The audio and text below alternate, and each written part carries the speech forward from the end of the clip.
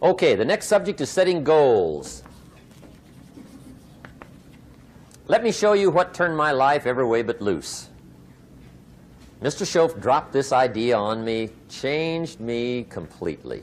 Here's what can easily happen if you don't set goals. It's easy to let life deteriorate into making a living instead of designing a life. And we all have a choice: make a living or design a life. It's easy to get trapped by economic necessity and settle for existence rather than substance. That's easy. But the best advice I can give you on how to break out of that trap is to learn how to set goals. Mr. Schoaf put it to me this way. He said, Jim, if you had enough reasons, you could do the most incredible things. I never forgot how he put that. If you have enough reasons. Mr. Schoaf said to me, he said, Mr. Rohn, I think you've got plenty of intelligence, you've got plenty of talent, you've got plenty of ability. Probably what you lack is plenty of reasons. He said, I don't think your current bank balance is a true indication of your level of intelligence. I was happy to hear that. He said, I think you're much smarter than your present bank balance indicates. And that turned out to be true. But of course my first question was, well then why isn't it bigger? And he said, you don't have enough reasons. You've got enough intelligence, but not enough reasons. Here's what else I found out.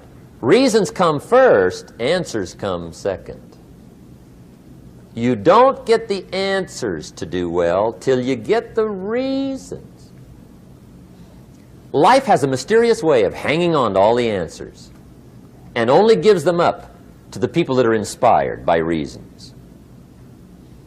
So reasons make the difference in how your life works out. Now, what are some of the reasons for doing well? Let's go through a quick list called Reasons for Doing Well. First is personal reasons.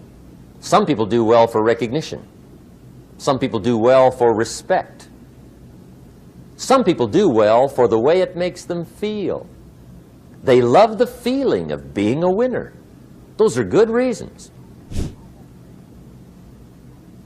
I have some millionaire friends that keep working 10, 12 hours a day, making more millions. And it's not because they need the money. It's because they need the joy and the satisfaction and the pleasure that comes from being a constant winner. And see, it's not just the money anyway. It's the journey, not the money. Once in a while somebody says to me, boy, if I had $1 million, I'd never work another day in my life. That's probably why the good Lord sees to it they don't get their million, right? They'd quit. They'd quit.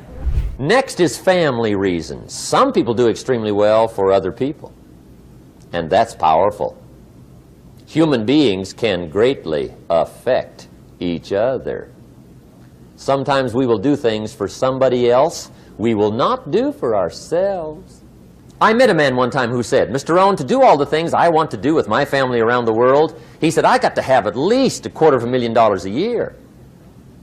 I thought, incredible. Could a guy's family affect him that much? And the answer is, of course. How fortunate are the people that find themselves greatly affected by somebody for personal achievement. And we are affected.